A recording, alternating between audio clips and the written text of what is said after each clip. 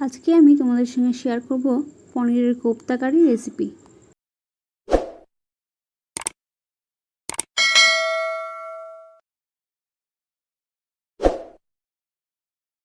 এখানে আমি 400 গ্রাম পনির নিয়ে নিয়েছি। পনিরগুলোকে আমি এবার গ্রেট করে নেব। তো দেখো আমার সবগুলো পনির গ্রেট করা হয়ে গেছে। এখানে আমি কিছুটা আলু সিদ্ধ নিয়ে নিয়েছি। আলুগুলোকে ম্যাশ করে নিতে হবে।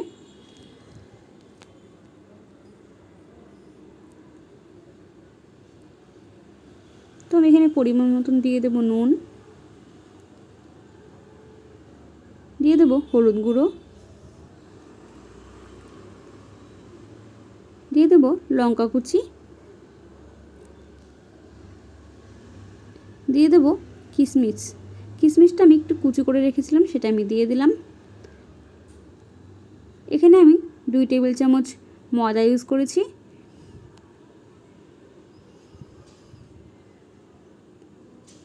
আমি এখানে একটু ঘি দিয়ে নেব, ঘি দিয়ে এটাকে মেখে নেব।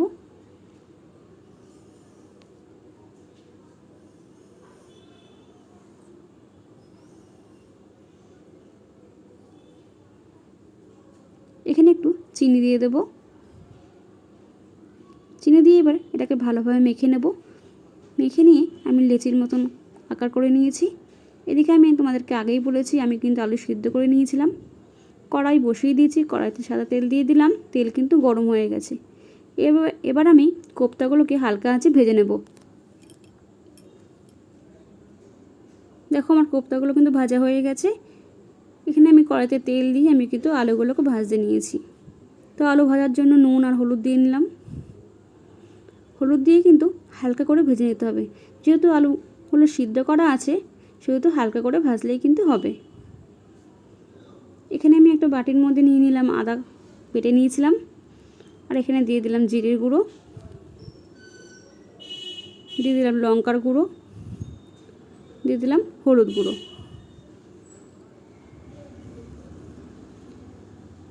এখানে আমি জল দিয়ে এটাকে একটা পেস্ট তৈরি করে নেব। তো দেখো এখানে কিন্তু আমার আলু ভাজা হয়ে গেছে। আলুগুলো আমি একটা পাত্রে তুলে নিয়েছি। এই কড়াইতে আমি দিয়ে দিলাম সাদা জিরে, তেজপাতা ফোড়নে।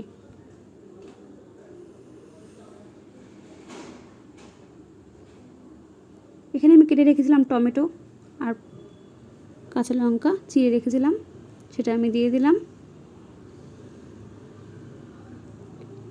এখানে আমি দিয়ে দিলাম পরিমাণ মতো নুন।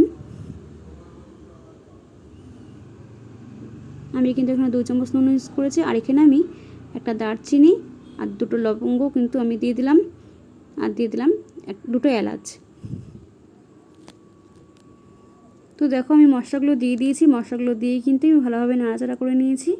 এরপর কিন্তু আমি আলুগুলো দিয়েও ভালোভাবে নাড়াচাড়া করে নিয়েছি। এখানে আমি জল দিয়ে দিলাম। আমি কিন্তু এখানে গরম জল অ্যাড করেছি। তো আমার কিন্তু ঝোলটা ফুটতে শুরু করে দিয়েছে। এবার আমি একে করে সবগুলো কোপ্তা দিয়ে দেব।